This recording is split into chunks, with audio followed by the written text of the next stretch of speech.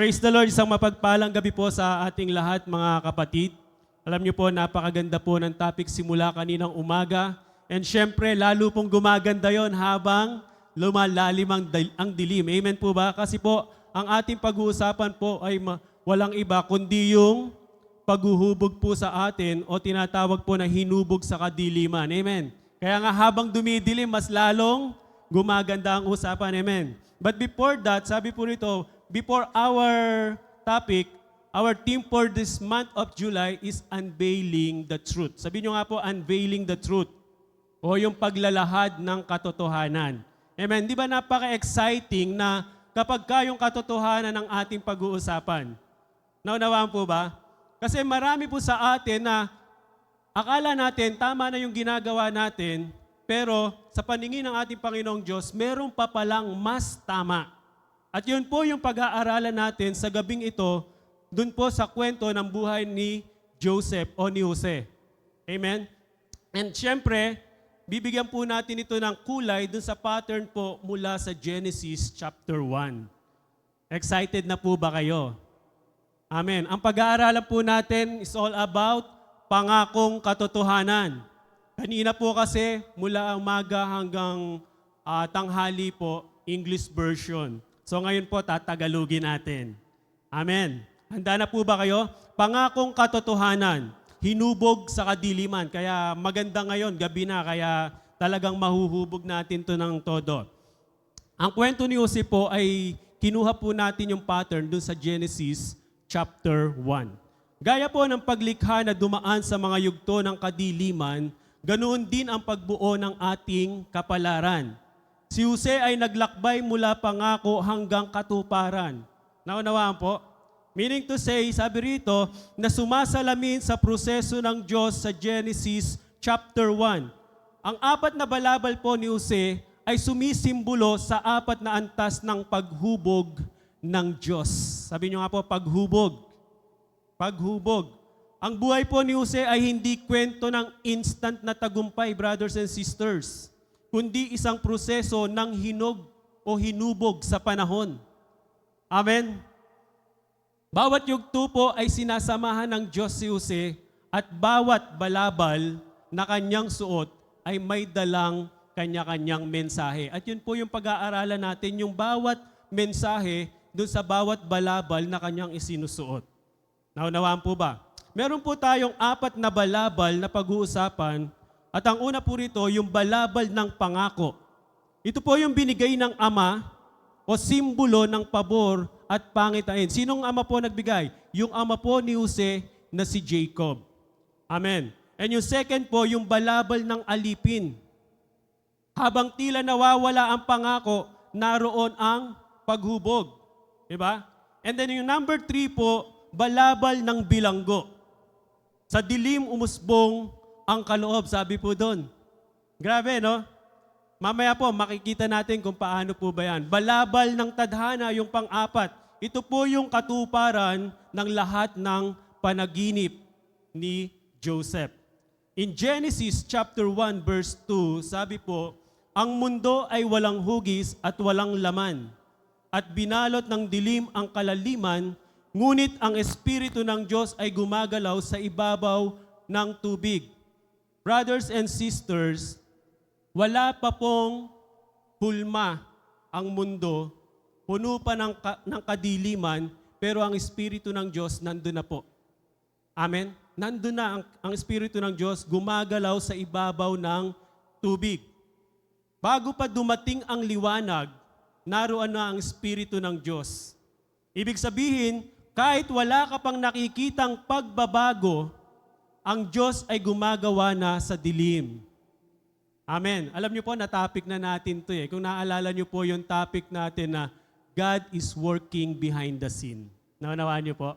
Kasama po ito, nadaanan po. So pag-aralan po natin kung paano bang kumikilos ang Diyos sa buhay ni Jose at sa ating buhay sa bawat araw. Handa na po ba kayo? Amen. Are you excited? Amen. Sige po, tayo po ay manalangin bago po tayo magsimula. Hallelujah. Father God, maraming salamat po, Panginoon, for the opportunity to serve you, O God. Maraming salamat po, Panginoon, sa patuloy na pagsama mo sa amin. And Lord, salamat sa iyong pangako hanggang sa katuparan, Panginoon, naniniwala kami na sasamahan mo ang bawat isa.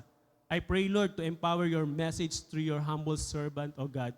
I pray, Lord, to teach me to obey on you, O God, and to depend only on your word, O God. Hindi po yung pinrepare po, kundi yung nais mong ilahad sa gabing ito, O God. Maraming salamat po sa inyo po pinagkakatiwala ang gabing ito. Ikaw ang kumilos sa bawat isa. Ikaw ang mangusap sa akin, Panginoon. Bigyan niyo po ako ng mga sariwang revelasyon na nagmumula sa iyo. Maraming salamat sa iyong papurit pagsamba sa pangalan ni Jesus. Amen. Amen. Palakpakan po natin si Lord. Hallelujah. Unang araw, sabi po rito, pagpapaliwanag. Or in English, illumination. Pero sa mas malalim po na salita, meaning to say revelation. Sabihin nyo nga po, revelation. Or ito po yung pagpapahayag ng ating Panginoong Diyos kay Joseph.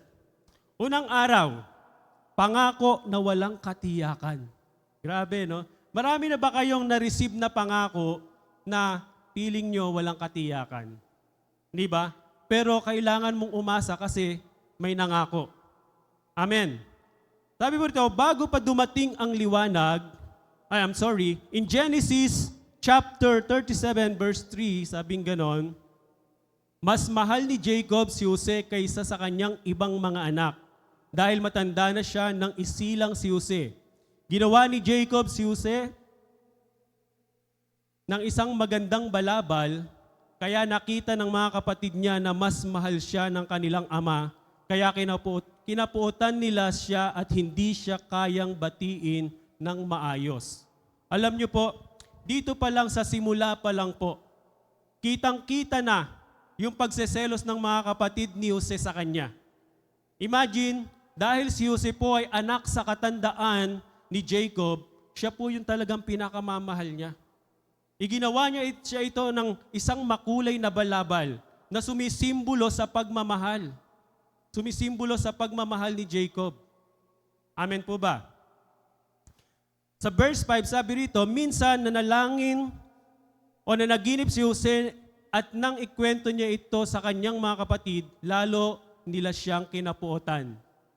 Amen? Alam niyo po, kapag talaga tayo bine-bless ng Diyos, alam niyo po, maraming naiinggit. Tama po ba?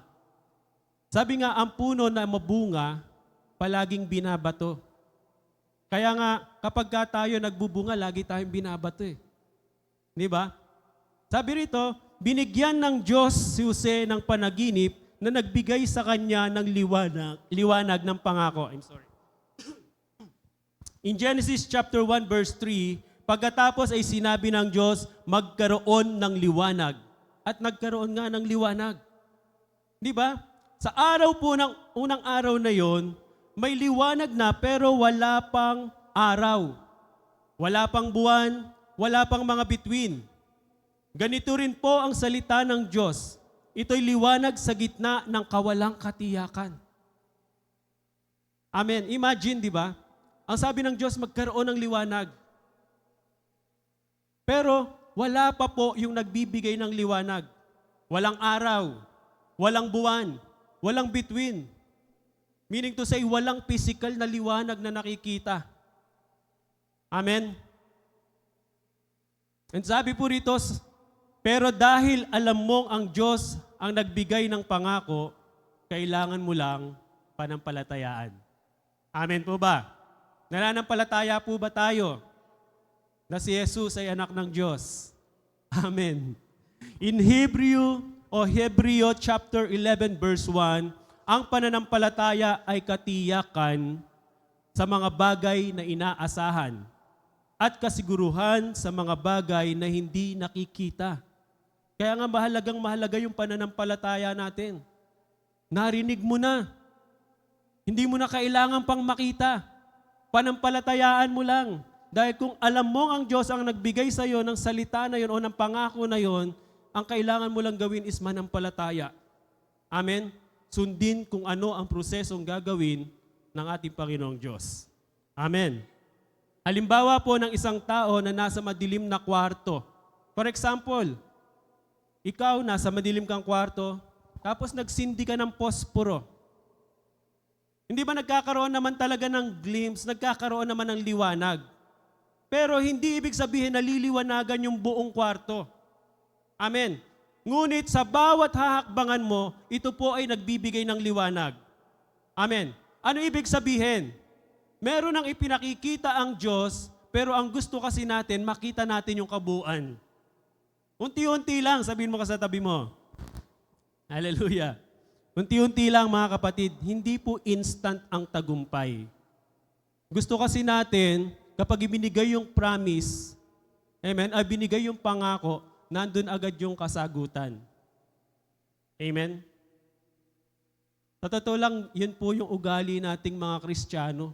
Kapag nanalangin tayo, gusto natin masagot agad. Ang Diyos na ang nagbigay, gusto natin agad-agad nandyan. Hindi tayo marunong magantay. Hello? Tamaan po ang tatamaan. Sabi po rito sa Awit chapter 119 verse 105, ang salita mo'y ilawan sa aking daraanan at liwanag sa aking landas. Di ba? Doon pa lang dapat nagtitiwala na tayo at nananampalataya dahil ang salita ng Diyos ay siya nating liwanag. Huwag mo nang hanapin kung sino yung nagbibigay ng liwanag, kundi yung mismong salita ng ating Panginoong Diyos ay panampalatayaan na natin. Amen. Manampalataya ka kahit wala ka pang nakikitang resulta. Tanggapin mo ang pangako ng Diyos at panghawakan mo. Amen. Dalhin mo ito sa puso mo at pakaingatan mo. Hallelujah. Huwag mong ilaglag sa gitna ng kahirapan, sa halip alagaan mo sa pamamagitan ng pananampalataya. Hallelujah. Alam niyo po, ang salita ng Diyos ay may kapangyarihang baguhin ang iyong realidad kung hindi mo ito bibitawan. Tandaan po natin mga kapatid, kapag pinanghawakan natin ang pangako ng ating Panginoong Diyos, dadaling ka niya doon sa realidad ng katuparan. Amen. Pangalawang araw. Ano po yung unang araw? Pagpapaliwanag. Doon po yung sinatawag na pagsusuot ng pangako. Amen, yung balabal ng pangako. Pangalawang araw, paghihiwalay. Sabihin nyo nga po, paghihiwalay. Separation o proseso ng pagdadalisay. Amen. Ito po yung balabal ni Jose na tinatawag pong balabal ng alipin. Wow. Ang sakit naman, no? Alipin. In Genesis chapter 37, verse 23 to 28, pagdating ni Jose, hinubaran siya ng kanyang magandang balabal. Sipin niyo po, yung isinuot sa kanya ni Jacob, hinubad. Amen. Ibinaba siya sa balon, nang dumaan ng mga Ismaelita, binenta siya ng mga kapatid niya sa halagang 20 pirasong pilak at dinala si Jose sa Ehipto. Pagkatapos ay sinabi ng Diyos, magkaroon ng himpapawid upang paghiwalayin ang tubig at nagkagayon nga. Imagine, di ba? Paano yung separation na sinasabi rin? Yung paghihiwalay. Inihiwalay ng Diyos si Jose doon sa kanyang mga kapatid. Naunawaan? And hinubad yung balabal na ibinigay sa kanya ni Jacob na simbolo ng pagmamahal ni Jacob sa kanyang anak, na simbolo ng kanyang pag-ibig. Amen. Alam niyo po, kapag binalikan natin yung kwento ni Jacob, alam natin na si Jacob pala ay sinungaling, magnanakaw. Alam niyo po ba yon? Na yung kanyang pagkatao ay ninakaw lang niya doon sa pagkatao ng kanyang kapatid na si Esau. Isinuot niya yung balabal ni Esau upang makuha niya ang pagkapanganay ni Esau. Kasi that time si Jacob malabo na ang mata, bulag na. At ang palatandaan lang ni Jacob doon sa kanyang mga anak, si Esau po ay balbon. Kaya nga ang ginawa niya, nagkatay siya ng kambing, ipinagluto niya ng kambing si Jacob at inilagay niya rito yung balahibo sa kanyang braso. Amen? At nag-alay siya. So ngayon, dahil si Esau ang panganay, kay Esau dapat yung mana. Pero ang ginawa ni Jacob, ninakaw niya. Inagaw niya. Amen? Meaning to say, yung ibinigay niya kay Jose is kasinungalingan. Nanawaan. Kaya po pagdating doon, tinanggal ng Diyos yung balabal. Amen. Halimbawa, itong quote na to, tinanggal. Kasi itong quote na to, punong-puno ng kasinungalingan. At ayaw ng Diyos yun. Sineseparate ng Diyos yung mga bagay na ayaw niya na hindi bagay doon sa iyong panawagan. Amen.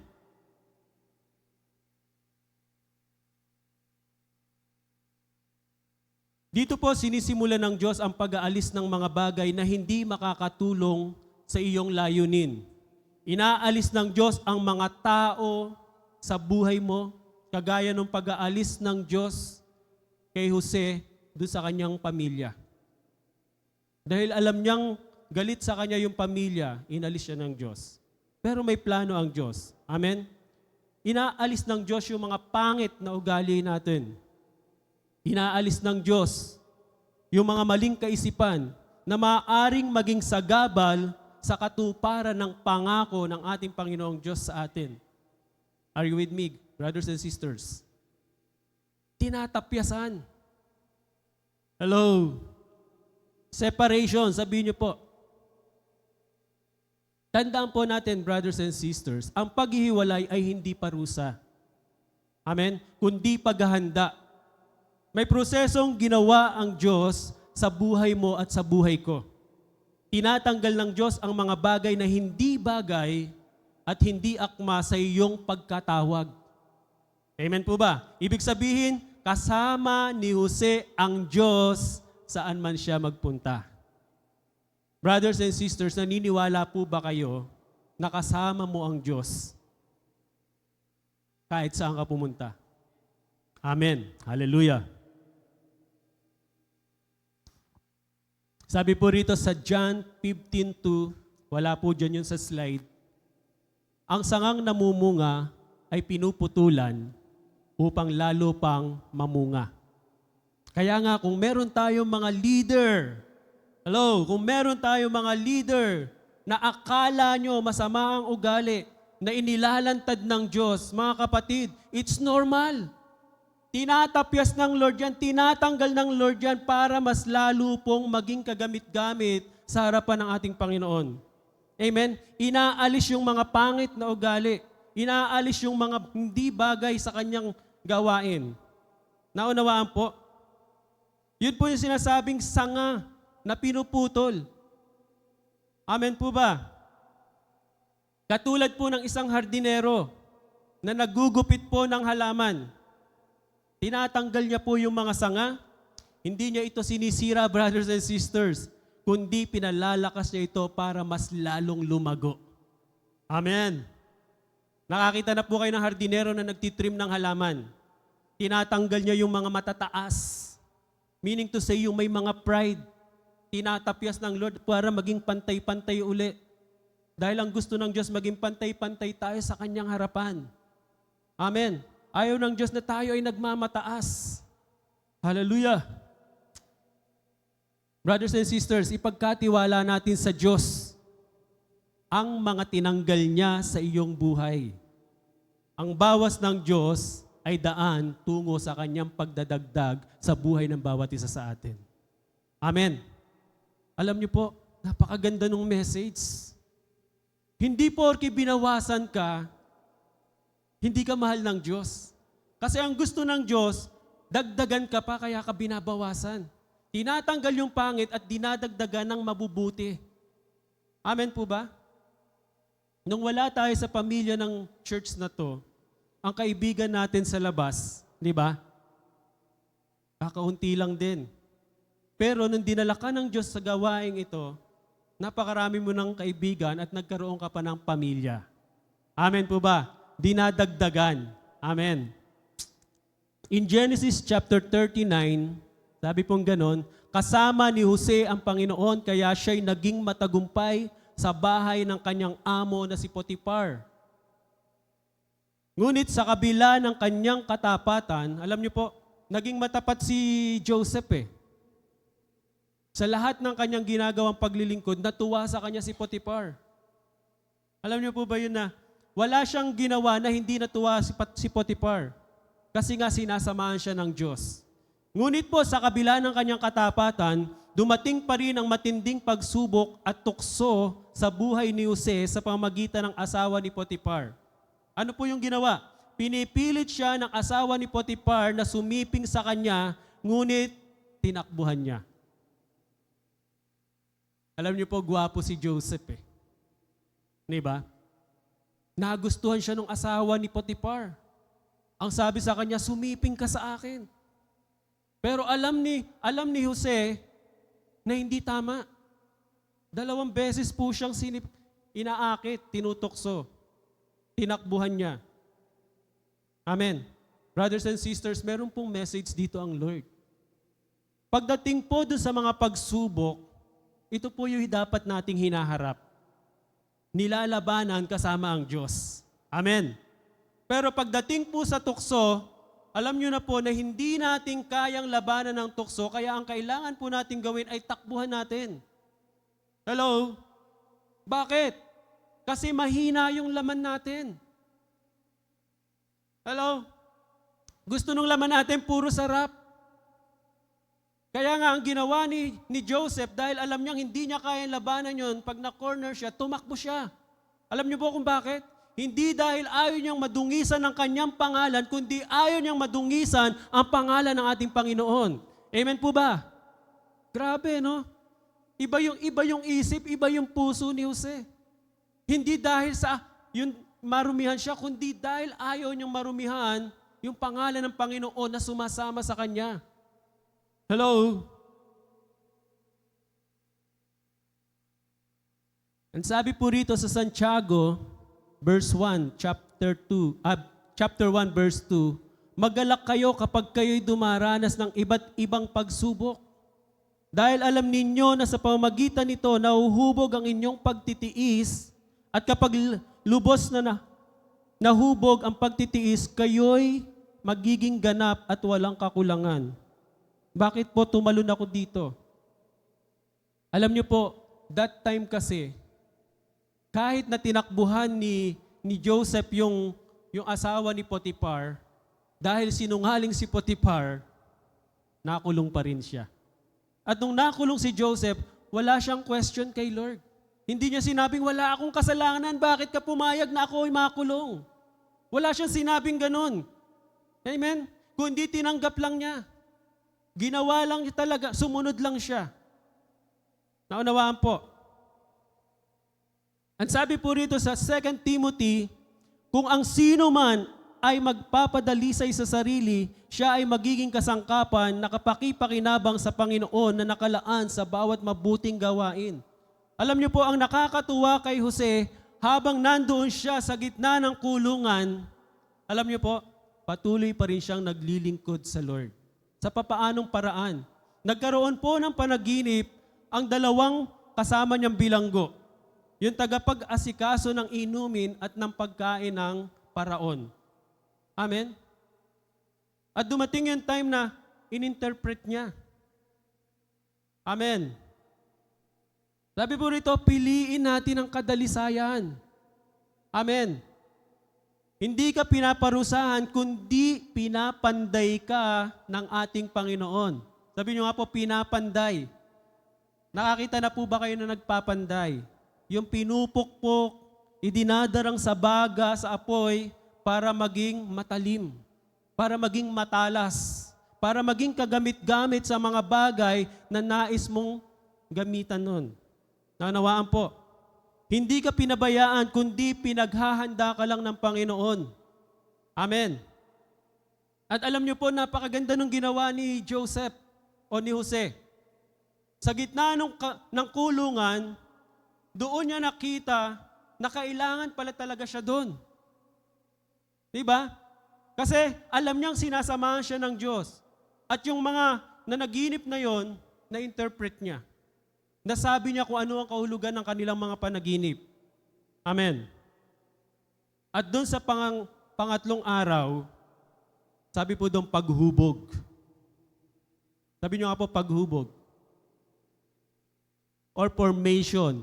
Hinubog sa kadiliman. Kaya nga po sabi ko kanina, mas lalong gumaganda kasi madilim na. Hinubog sa kadiliman. Ito po yung balabal ni Jose na tinatawag nating balabal ng bilanggo. And that time, nasa bilangguan si Jose. In Genesis 39, sabing ganon, ipinakulong si Jose, pero ang Panginoon ay kasama niya at pinagpala siya. Kaya ay pinagkatiwala ng tagapamahala ng kulungan kay Jose ang lahat ng bilanggo. Imagine, naging mayores pa siya. Naunawaan niyo po ba yung mayores? O yung bastonero? Siya yung nangangalaga, siya yung nagpapatupad ng batas doon sa loob ng kulungan. Amen. At masarap po yung ganun. Kapag alam mong sinasamahan ng Diyos yung namamahala sa loob ng kulungan, hindi ka masasaktan. Amen. Hindi ka pababayaan ng Diyos. Hallelujah. Sabi po dito sa Genesis chapter 1 verse 9 to 12, sinabi ng Diyos, mapisan ang tubig sa silong ng langit sa isang dako upang lumitaw ang tuyong lupa. At sinabi ng Diyos, magkaroon ng pananim ang lupa. Di ba? Brothers and sisters, ang dilim ay hindi pagtatapos. Ito ay lugar ng pag-usbong. Binhi ka na itinanim, hindi ka itinapon. Sino na po ang nakapagtanim dito? Amen? Anong ginagawa nyo pag nagtatanim kayo ng isang binhi? Hindi ba ibinabaon sa lupa? At doon sa lupang yan, ang ginagawa natin, minsan dinidiligan natin. Ganon din po ang ginagawa sa atin ng Diyos. Minsan akala mo, dahil nandun ka sa madilim na pagkakataon ng buhay mo, akala mo, pinaparusahan ka ng Diyos. Pero hindi natin alam, doon tayo hinuhubog ng ating Panginoon. Amen? Kapag ka po yung balat ng buto ay namagana, pumuputok po yun, tama? Sa sobrang basa na, bugbog na, ibig sabihin, bugbog ka na sa mga problema, sa mga challenges sa buhay mo. Nagpuputo ka na yung balat mo, umaangal ka na. Amen. Masakit na. Kaya pag pumutok, ano nangyayari? Bumubuka yung buto. At doon po sumisibol. Amen. May proseso. At pinuproseso tayo ng Diyos. Ang gusto ng Diyos, umusbong tayo simula doon sa kadiliman. Ayaw ng Diyos ng shortcut. Sabi niyo nga po, shortcut. Mahilig lang tayo sa shortcut. Amen. Naglingkod si Jose sa kabila ng kanyang sakit. Brothers and sisters. Amen. Ano yung sakit? Yung masakit na pakiramdam na nandun ka sa kulungan kahit na wala kang kasalanan. Amen. You need to serve even in the midst of pain.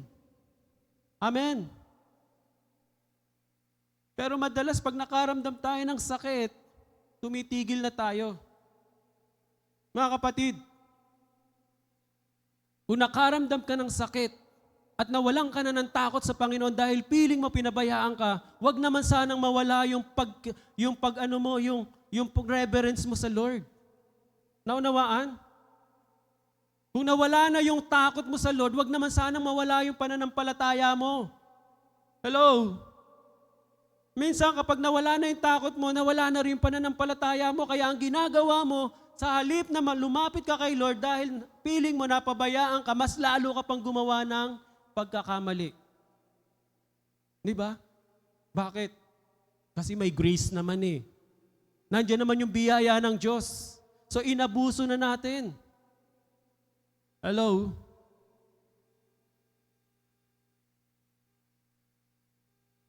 Genesis chapter 40. Nanaginip ang tagapagsilbi at panadero ng hari. At sinabi ni Jose, ang Diyos lamang ang nagbibigay ng kahulugan ng panaginip. Sabihin ninyo ito sa akin. Di ba?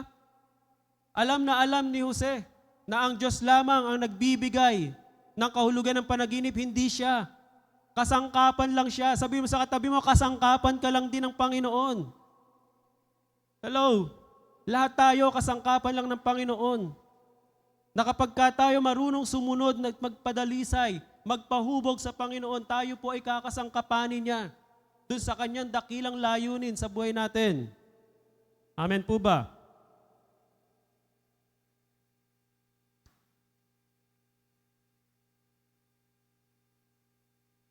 Sabi po sa Romans chapter 5, verse 3 to 4, hindi lang tayo nagagalak sa pag-asa, kundi pati sa mga pagdurusa.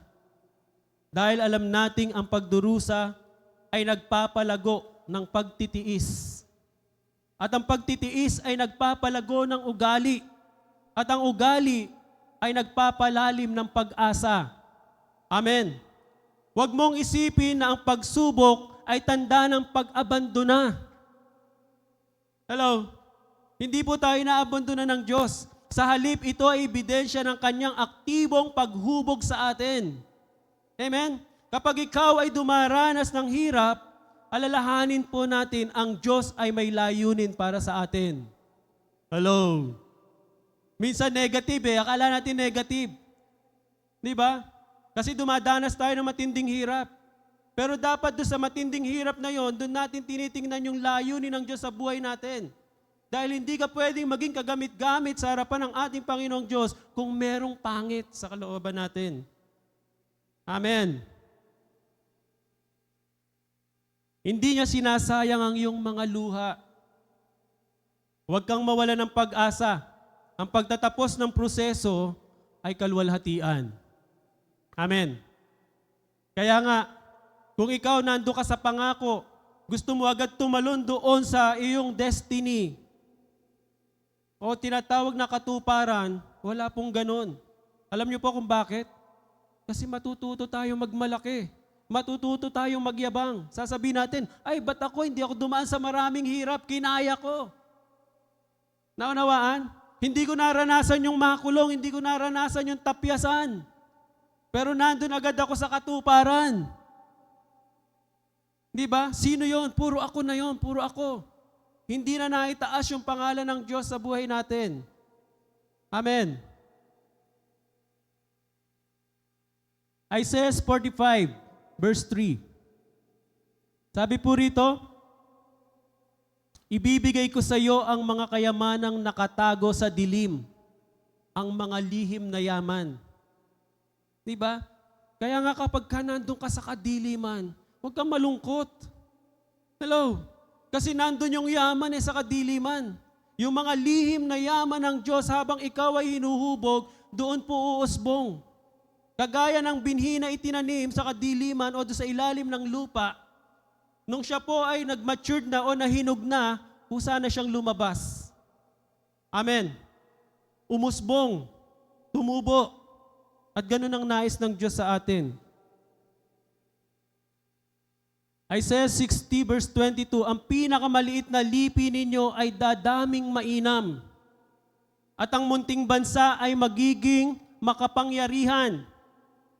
Ako si Yahweh, na kaagad tutupad sa aking mga pangako kapag dumating na ang takdang panahon. Diba? Mula sa buto na itinanim, umusbong, lumaki, nagbunga. Meaning to say, dumami ang pamilya, lumaki ang kapangyarihan, lumawak ang nasasakupan, nakakapagbigay ng lilim sa iba. Hello? Akala natin simple lang. O akala natin pinaparusahan lang tayo ng Diyos. Pero hindi natin alam, proseso ng Diyos yun sa paghubog sa atin, mula doon sa kanyang pangako, patungo sa katuparan ng kanyang mga pangako sa atin. Amen. Sabi dito, sa takdang panahon, ako ang Panginoon ang magpapabilis ng mga ito. Di ba? Kapag nandun ka na sa tamang panahon na inalaan ng ating Panginoong Diyos, hindi ka maiinip. Pabibilisin ng Lord ang proseso. Dadaling ka agad doon sa katuparan. Makakasama mo na siya doon sa langit. Gusto niyo na po ba yun? Hallelujah! Praise the Lord. Alam niyo po, masarap po yun. Di ba? Yung makasama natin si Jesus sa langit. Kapag si Yahweh ang nagsabi, siguradong mangyayari. Kahit ngayon ay maliit o mahina ka, hindi ito ang wakas ng kwento mo. Amen. Hintayin mo ang takdang panahon para sa iyo na inilaan ng ating Panginoong Diyos. Maglingkod tayo kahit masakit, brothers and sisters.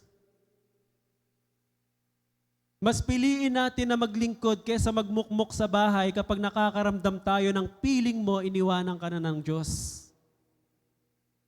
Hello? Ang kaloob mo ay umuusbong sa dilim, sabing ganon. Amen? Hindi ka inilibing, kundi itinanim ka. Ulitin ko kapatid, hindi ka inilibing ng Diyos, kundi itinanim ka. Ikaw yung binhi na gusto ng Diyos na lumago, na umusbong, na lumaki, mamunga, at maging kagamit-gamit. Hello? Huwag nating isipin na tayo ay pinarurusahan ng Diyos kapag tayo ay dumadanas ng matinding pagsubok. Lagi nating ilagay sa isip natin, salamat Panginoon. Dahil sa prosesong ito, mas lalo mo akong pinatatatag, mas lalo mo akong pinatitibay, mas lalo mo akong ginagawang kagamit-gamit sa iyong harapan. Amen po ba? Pang-apat na araw, ito na po yung katuparan o yung completion. Amen? Alam niyo po ang ginawa? Pinagdikit-dikit ng Diyos ang sirang bahagi ng balabal ni Jose. Dahil ito yung kanyang tadhana. Sabi niyo nga po, balabal ng tadhana. Isipin niyo po, ano?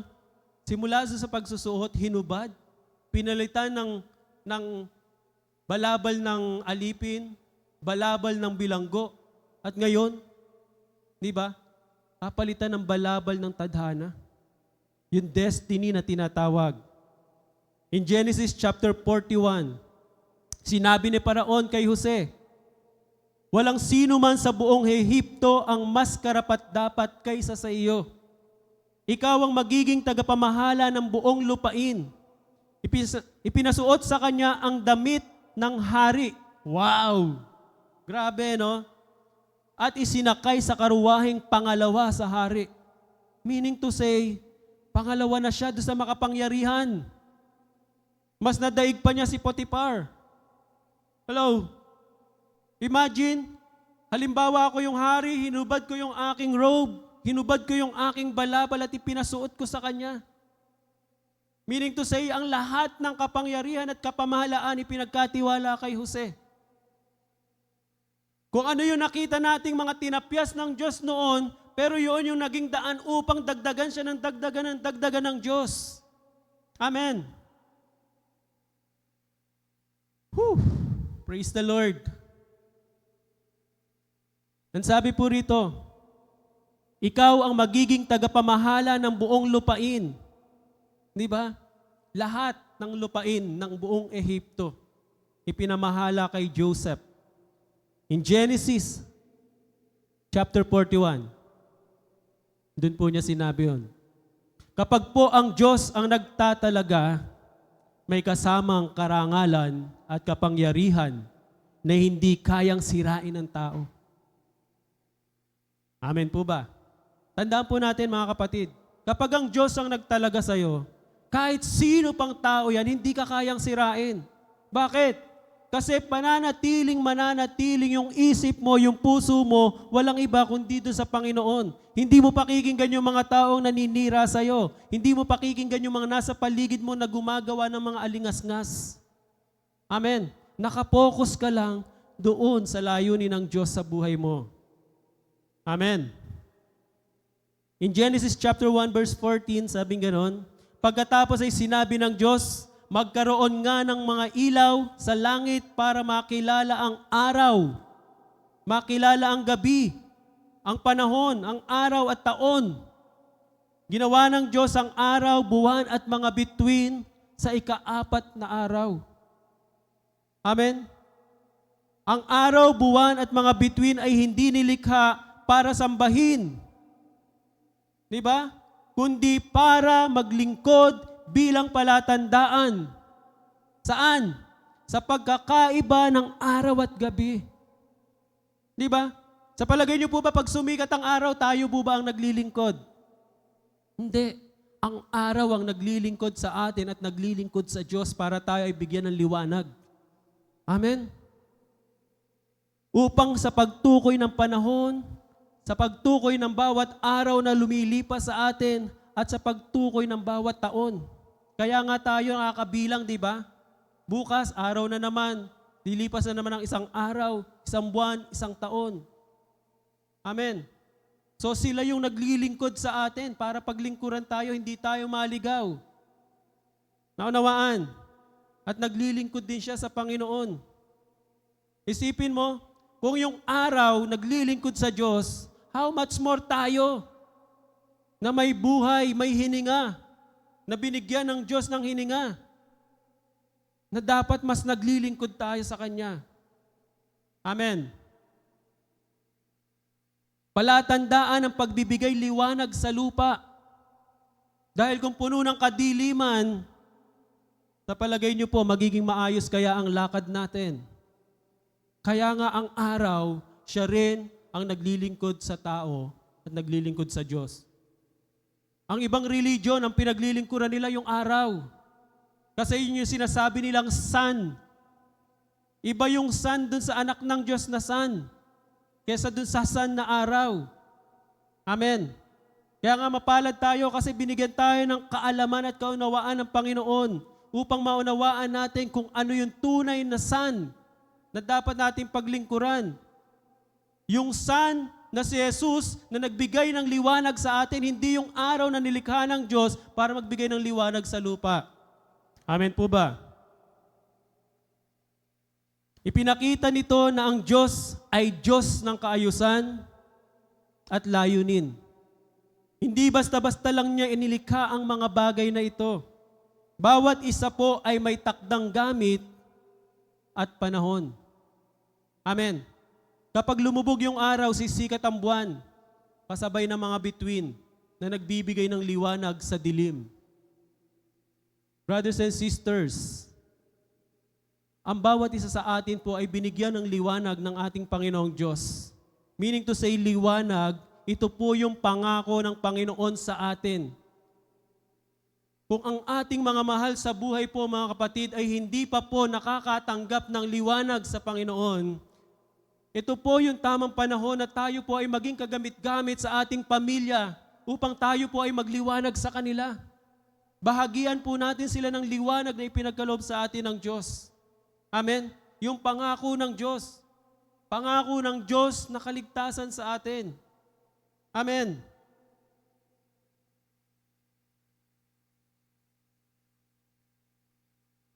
Gaya po ng mga bituin at araw, may layunin din ang bawat isa sa atin. Tayo ay nilikha hindi para lamang sa ating mga sarili, kundi para magpaliwanag din sa mundo. Sabi po yan doon sa Matthew chapter 5. Amen? Lahat ng dinaanan mo ay may dahilan. Tandaan po natin, wala pong nasayang. Kung dinaanan mo yung paghihirap at pagdurusa, wala pong sayang doon. Kasi doon ka pinatitibay ng Diyos. Amen.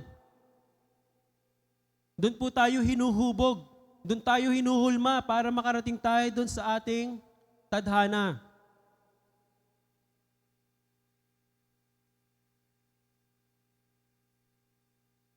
Sabi po rito sa Awit, chapter 105, verse 19, hanggang sa dumating ang katuparan ng kanyang panaginip, sinubok siya ng salita ng Panginoon. Diba? Ito po ay tumutukoy sa pangako ng Diyos kay Jose sa pamamagitan ng panaginip, dun po sa Genesis chapter 37. So sa kanyang panaginip, nakita niya ang kanyang kapangyarihan at posisyon sa hinaharap. Pero bago iyon matupad, dumaan muna siya sa napakaraming pagsubok. Nandun na po yung inggit ng kanyang mga kapatid. Amen. Nandun na yung time na ibinenta siya bilang alipin at ipinakulong ng walang kasalanan. Hindi po madali yung pinagdaanan ni Jose. Kaya nga mga kapatid, kung tayo ay dumadaan doon sa proseso, hindi po talaga madali. Lagi lang nating isipin, kasama natin ang Diyos sa pagdaan sa bawat proseso ng buhay natin, sa bawat paghulma at paghuhubog sa buhay natin. Amen.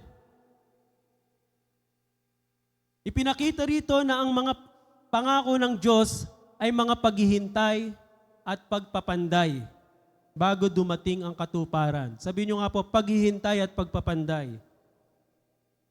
Madalas kasi naiinip tayo. Lalo na pag nakakaranas tayo ng hirap na tayo. Di ba? Tandaan po natin, pinapanday lang tayo ng Diyos. Hinuhubog lang tayo. Dinadarang tayo sa apoy para maging mas malinis, mas maging matalim, mas maging kagamit-gamit. Amen. Minsan ang pangako ng Diyos sa iyo ay hindi agad katuparan. Ito muna ay magiging pagsubok. Amen. Ang pangako ay totoo, pero ang puso mo ay kailangang ihanda muna upang kayanin ang bigat ng katuparan. For example, nananalangin ka, Lord, pagpalain mo ko. Diba? Pagpalain mo ko, Lord, payamanin mo ko. Pero after that na binigay sa iyo ng Diyos ang yaman, yung pagpapala, ano yung next? Ano yung gagawin mo? Baka mamaya bumalik ka sa pagsusugal. Bumalik ka sa pagsasabong. Gayahin mo si Pastor JC noon. Di ba? Basagulero na, sugarol pa. Kaya ang ginagawa ng Diyos, nililinis muna tayo, pinapaging puro kagaya ng ginto. Para pag ibinigay niya yung pangako niya sa atin, hindi tayo maligaw ng landas. Hindi mabago yung isip natin, hindi mabago yung puso natin. Amen? Alam niyo po, kapag binabalikan ko yung pagkatao ko noon, sobra akong naa-amaze sa ginawa ng Diyos sa buhay ko. Hindi po ordinaryo yung nangyari sa buhay ko noon. 4 na beses ako muntik nang mamatay. Dahil lang sa trouble, sa muntik ka nang maaksidente. Pero napakabuti po ng Diyos. Doon ko po nabalikan na unti-unti pala nandun na yung pagsubok ng Diyos kahit sa gitna ng kadiliman ng buhay ko. Naunawaan po, hindi ko pa kilala ang Diyos ng lubusan, pero inaayos na niya yung buhay ko. Ganon din siya sa bawat isa sa atin.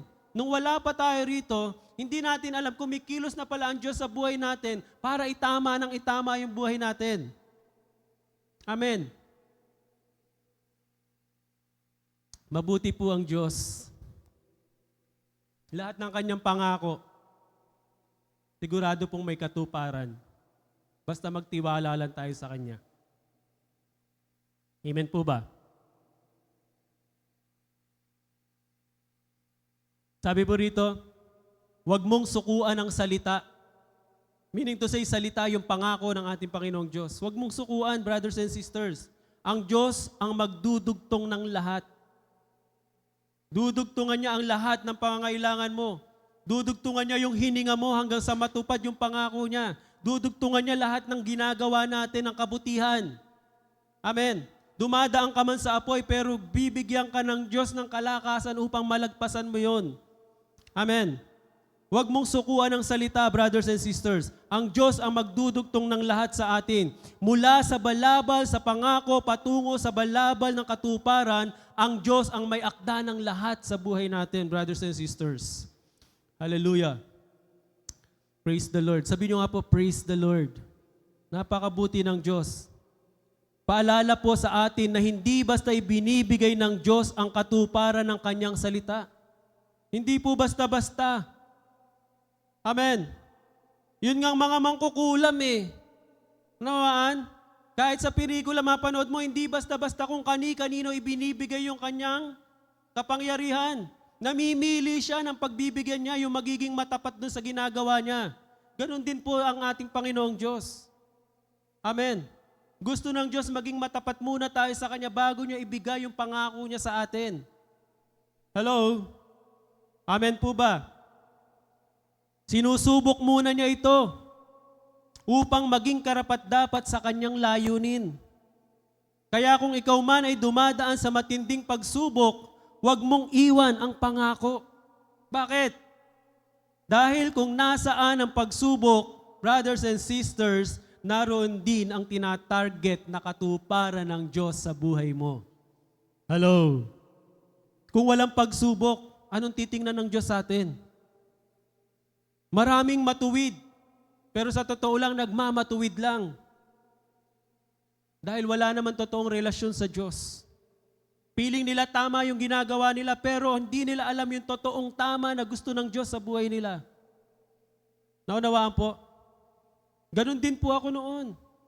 Akala ko okay lang na maging mabuti ko sa pamilya ko, pero salbahe ako sa labas. Hindi alam ng magulang ko kung ano yung ginagawa kong kalokohan sa labas ng bahay. Iba po yung pagkatao ko sa bahay, iba yung pagkatao ko sa barkada ko, sa eskwela ko. Na-experience nyo po ba yon? Na kumuha ka ng bulak na dikdikan mo ng sili, tapos susunugin mo sa loob ng classroom para lang walang klase. Hindi alam ng magulang ko yun. Pero yung teacher ko, hindi niya alam, lumulod sa akin, umiiyak, nagmamakaawa na wag ko nang uulitin, wag kong gagawin. Pero ako, masaya ako sa ginagawa ko that time. Pero thanks be to God. Kasi habang ako po ay nandun sa kadiliman, patuloy niya pala akong hinuhubog nang hindi ko alam. Amen. Even if we don't see it, even if we don't feel it, God is working behind the scene. God is working in our darkness. Amen. Nahirapan na akong sobrang puro Tagalog. Alam, sa totoo lang po, ang hirap. Yung alam mo na dumadaan ka sa ganung pagkakataon na kasamaan yung ginagawa mo, pero behind that, nandyan pala ang Diyos na inaayos ang buhay mo, nililinis ang buhay mo. Itinatama yung buhay mo patungo dun sa layunin na gusto niya. Sino mag-aakala na magiging pastor ako? Isa po akong founder ng isang fraternity sa amin. Na kapag ako nga nakikita ng mga barkada ko, lumalayo sila.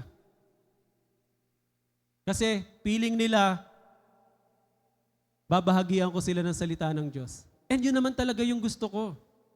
Kaya nga sa bawat nakakasalamuha ko, sa bawat lumalapit sa akin na barkada ko, talagang hindi ko pinawawalan yun. Amen? And yun yung ating misyon.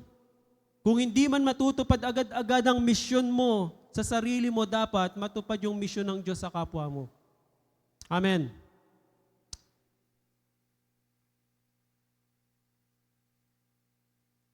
Sa kadiliman ka hinuhubog, pero sa liwanag ka itatayo ng Diyos. Hello? Hindi ba? Hinubog yung binhi. Simula doon sa ilalim ng lupa sa kadiliman. Ngunit tumubo siya sa kaliwanagan. Doon siya itinayo ng Diyos. Para ano? Para magsilbing liwanag. Para magsilbing tagalilim doon sa mga naiinitan. Hello? Pinayaman ni Diyos. Pinalago. Pinalaki. Pinalawak yung kapangyarihan.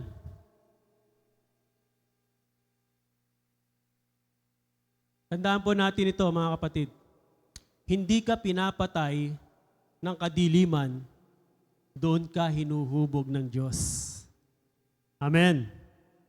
Hindi ka sinuko ng Diyos, doon ka niya nililinis. Kaya nga, brothers and sisters, kung hawak mo pa rin ang pangako ng ating Panginoong Diyos, tandaan mo, papalapit na ng papalapit ang katuparan ng pangako ng Diyos sa iyo. Sabihin mo sa katabi mo, huwag kang bibitaw. Amen. Huwag kang bibitaw. Sige po, inaaya ko po lahat na tumayo. Pwede po ba tayo magpa-sounds dito? Hallelujah.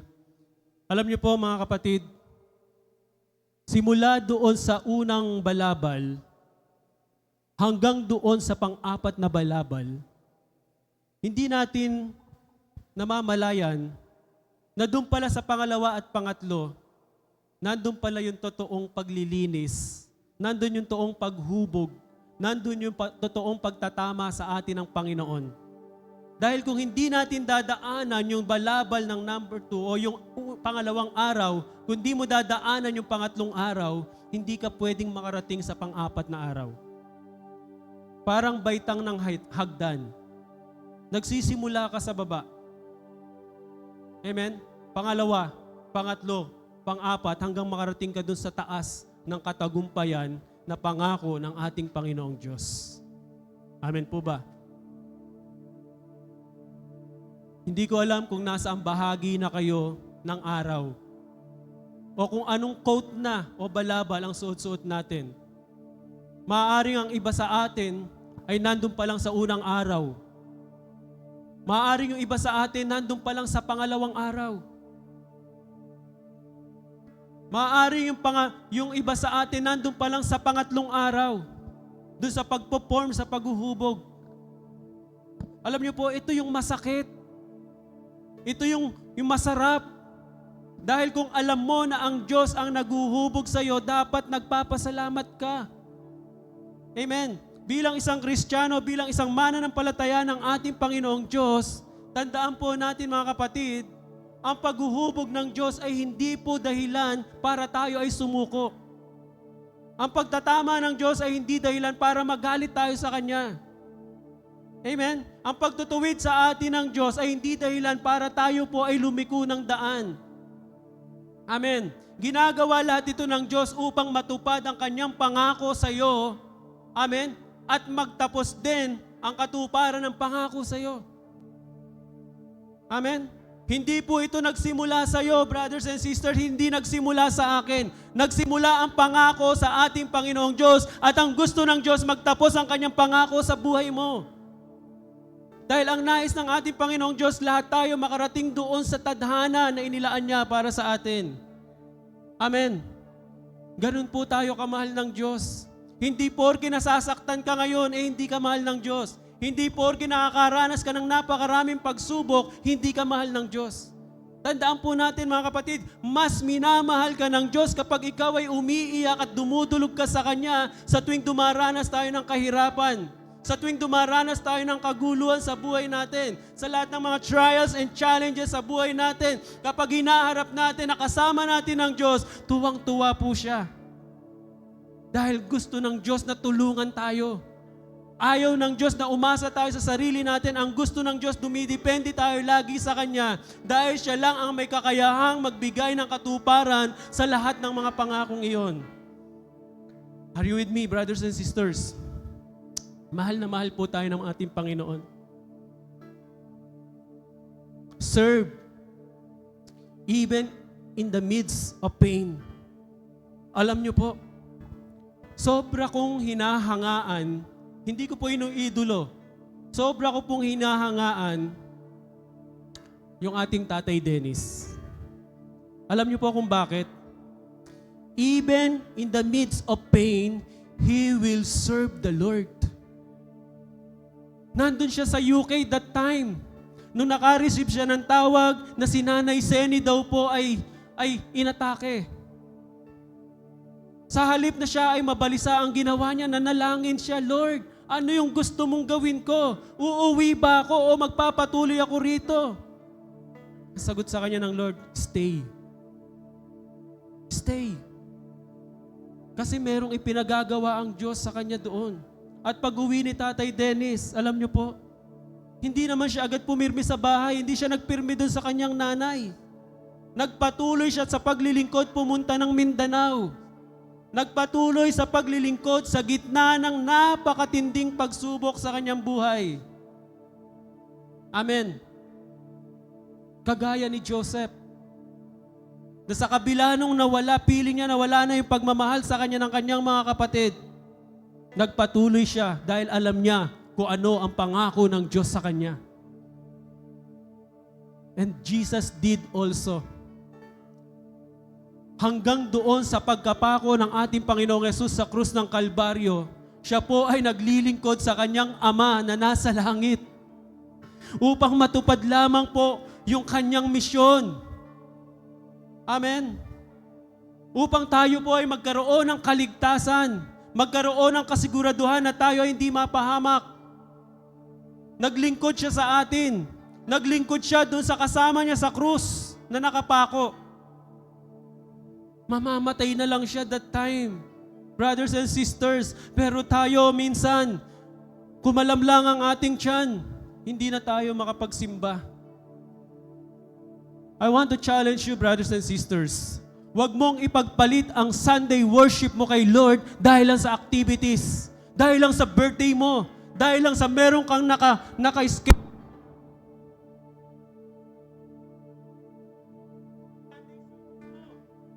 Hindi kalooban ng Diyos yun. Ang nais ng Diyos, yung Monday to Sunday mo dapat naglilingkod ka sa Kanya. Sunday na nga lang, minsan hindi pa natin magawa. Amen. Alam niyo po, kapag ako po nagpe-pray, kasama kayong lahat sa panalangin ko. Hindi po ako nananalangin para sa sarili ko lang. At ang gusto ko rin po, makasama rin yung pamilya ko. Although malayo po ako sa pamilya ko, nasa Nueva Ecija sila, ang gusto ko pag umuwi ako, lahat kami sama-samang sumasamba sa Lord. Dahil yun ang gusto ng Diyos. Amen. Brothers and sisters, binigyan ka ng liwanag ng ating Panginoon. Gamitin mo yung liwanag na yon para maging ilawan sa iyong pamilya. Hindi lang para sa atin yung liwanag. Ang liwanag po ng Panginoon ay para sa ating lahat. Dahil ang nais ng ating Panginoon, lahat tayo po ay makasama niya doon sa kanyang kaharian. Mahal na mahal po tayo ng ating Panginoon. Huwag mong isuko ang pangako ng Diyos sa iyo. Kung pinanghahawakan mo pa rin hanggang ngayon, huwag na huwag kang bibitaw. Hallelujah!